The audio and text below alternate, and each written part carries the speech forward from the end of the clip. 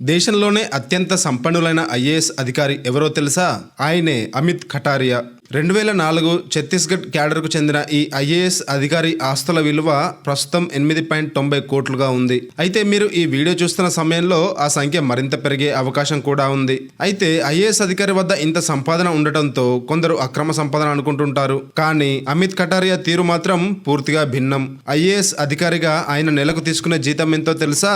అక్షరాల ₹1 మాత్రమే. అవును, మీరు విన్నది నిజమే. సాధారణంగా ఐఏఎస్ అధికారులకు 50,000 నుంచి 60,000 మధ్య ప్రారంభ జీతం ఉంటుంది. సీనియర్ అధికారులకు మాత్రం నెలకు 2 లక్షల నుండి 2,50,000 వరకు ఉంటుంది.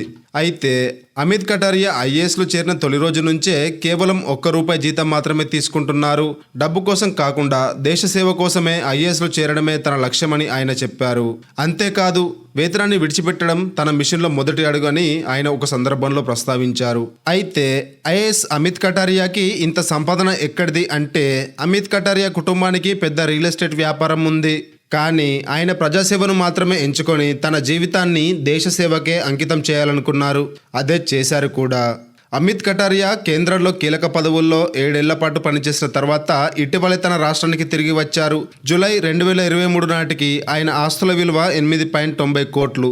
కానీ ఆయన ప్రజల జీవితాల్లో తీసుకొచ్చిన మార్పులే ఆయనకు అధిక గుర్తింపును తెచ్చాయి. ప్రజల కోసం ఆయన చేసిన ముఖ్యమైన పనులు: కేంద్ర గ్రామీణ అభివృద్ధి విభాగంలో జాయింట్ సెక్రటరీగా పనిచేసి పేద ప్రజల జీవితాలను మెరుగుపరిచే విధానాలకు సహకరించారు.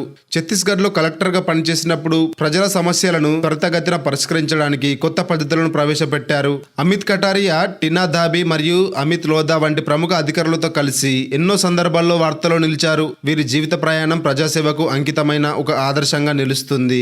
అమిత్ ఖటారియా గారు అందరిలా డబ్బు కోసం కాకుండా దేశ సేవ కోసం ఐపీఎస్లో చేరి ప్రజల కోసం చేసిన కృషి నిజంగా ప్రశంసనీయం. మీరే ఆయన ప్లేస్లో ఉంటే, ఆయన లాంటి అంకిత భావాన్ని కలిగి ఉంటే మీరు కూడా మన దేశానికి సేవ చేయడంలో ఎలాంటి మార్పుని తీసుకొస్తారో కామెంట్ చేయండి.